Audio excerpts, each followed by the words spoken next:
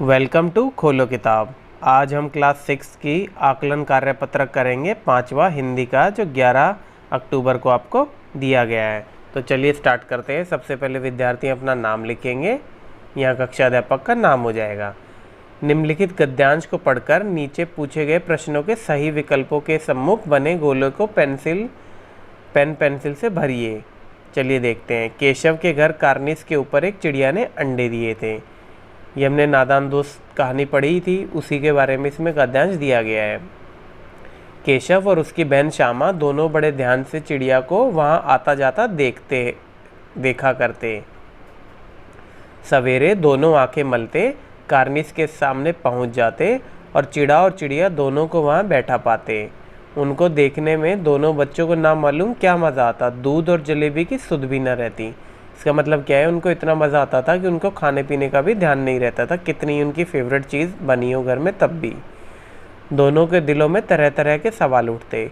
क्या क्या सवाल उठते? अंडे कितने बड़े होंगे, किस रंग के होंगे, कितने होंगे, क्या खाते होंगे, उनमें से बच्चे किस तरह निकल आएंगे, बच्चों के पर कैसे निकलेंगे, घोंसला कैसा है। लेकिन इन बातों का जवाब देने वाला कोई नहीं था। न अम्मी को घर के काम धंधों से फुर्सत थी, न बाबूजी को पढ़ने लिखने से। दोनों बच्चे आप ही में सवाल जवाब करके अपने दिल को तसल्ली दे दिया करते थे। एक दूसरे से प्रश्न के उत्तर खुद ही से देके अपने मन में तसल्ली कर लेते थे।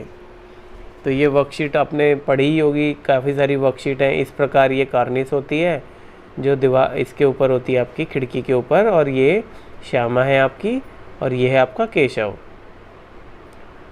तो आइए अब देखते हैं इसके प्रश्न उत्तर क्या हैं। दोनों बच्चे आपस में किस तरह तसल्ली किया करते थे।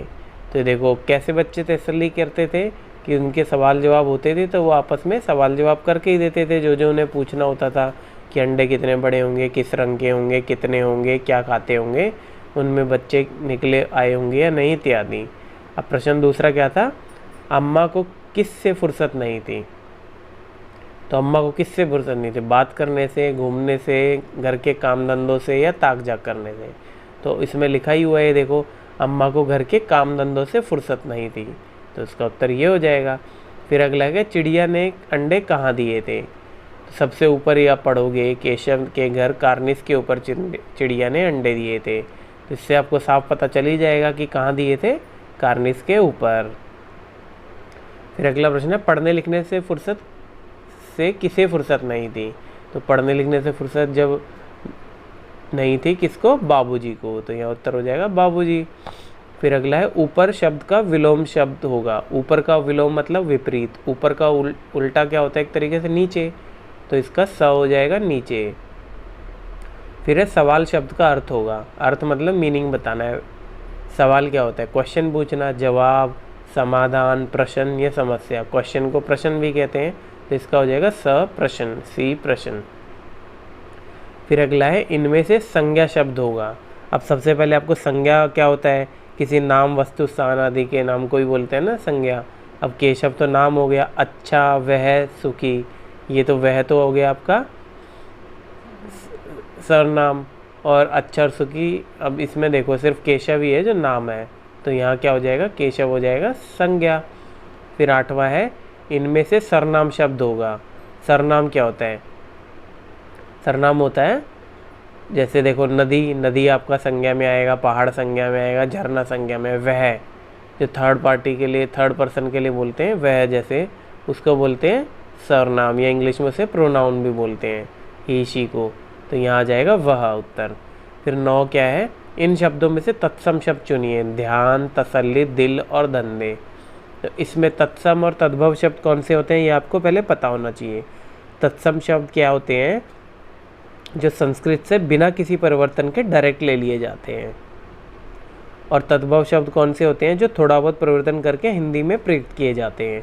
अब 2-4 चीज़ें हैं, जैसे अगर आपको तत्सम शब्द पता करने हैं तो उनके पीछे एक तो श्र लगा होता है, श्रवण वाला, या फिर होता है आपका, और क्या होता है, रे वाला ऋषि लगा होगा, ऋषि वाला रे होगा, रोहित वाला रे होगा।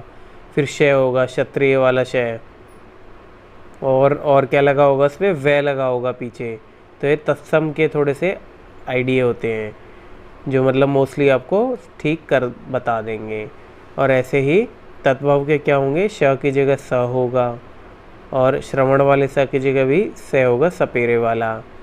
तो ये सारी कुछ चीज़ें हैं जिससे आप तत्सम और तद्भव में अंतर बता सकते हो। और इनमें तो देखो दिल भी आपका उर्दू का है, धंधे तसल्ली सारे उर्दू के, सिर्फ ध्यान है जो आपका संस्कृत का है। तो इसका उत्तर हो जाएगा ध्यान।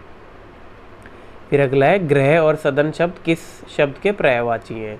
तो पर्यायवाची क्या होते हैं, समानार्थ वाले शब्द। तो ग्रह का मतलब भी घर होता है, सदन का मतलब भी घर होता है। तो अब देखो बाहर, हवा, दुकान और घर, तो इसमें से घर पर्यायवाची मिल रहा है, तो इसका उत्तर हो जाएगा घर। इसी के साथ हमारी ये वर्कशीट कंप्लीट हुई। मिलते हैं नेक्स्ट वीडियो में नेक्स्ट वर्कशीट के साथ। Don't forget to like, comment, share and subscribe the channel. Thank you.